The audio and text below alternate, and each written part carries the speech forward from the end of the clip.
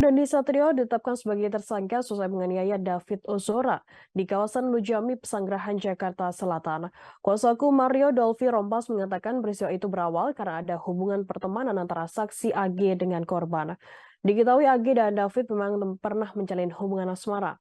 Diduga Mario dilanda cemburu karena David masih menghubungi AG.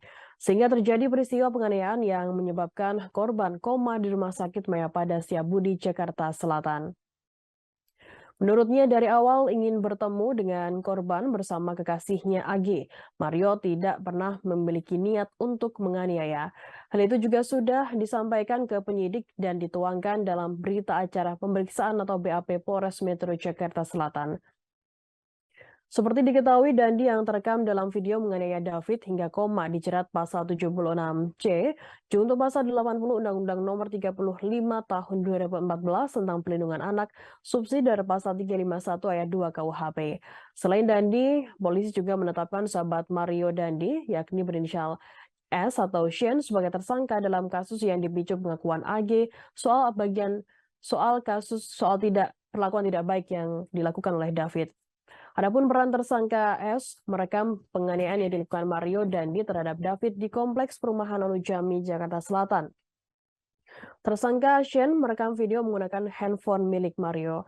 Atas perbuatannya, Shane disangkakan pasal 76C, junto pasal 80 Undang-Undang Nomor 35 Tahun 2014 tentang Pelindungan Anak subsidiar pasal 351 KUHP. Sementara itu, momen penganiayaan David terekam kamera dan viral di media sosial.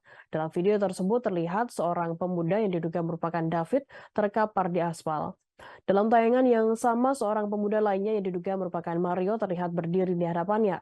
Walau David terlihat terkapar dengan posisi wajah mencium aspal, Mario terlihat tetap beringas memukul sekujur tubuh korban. Bahkan Mario menendang berulang kali tubuh David yang sudah tak sadarkan diri di aspal. Ketika menganiaya David, Mario berulang kali melontarkan umpatan kepada korban.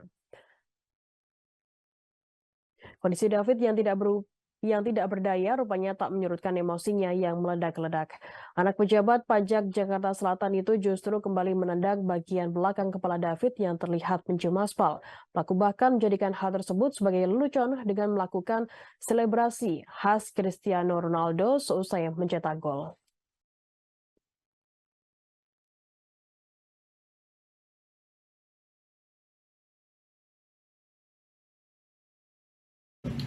Dia sangat ingin menyampaikan mohon maaf ya, karena yang mungkin yang menyadari, tapi kan tidak bisa karena beliau udah di dalam proses hukum ya kan, dan itu juga masih di rumah sakit. Tapi kalau kondisi saat ini si David masih kondisi kesehatannya masih Kalau kondisi David nanti kurang tahu.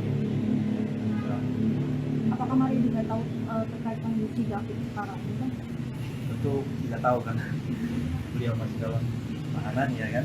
Jadi dia nggak tahu kalau David sampai koma gitu.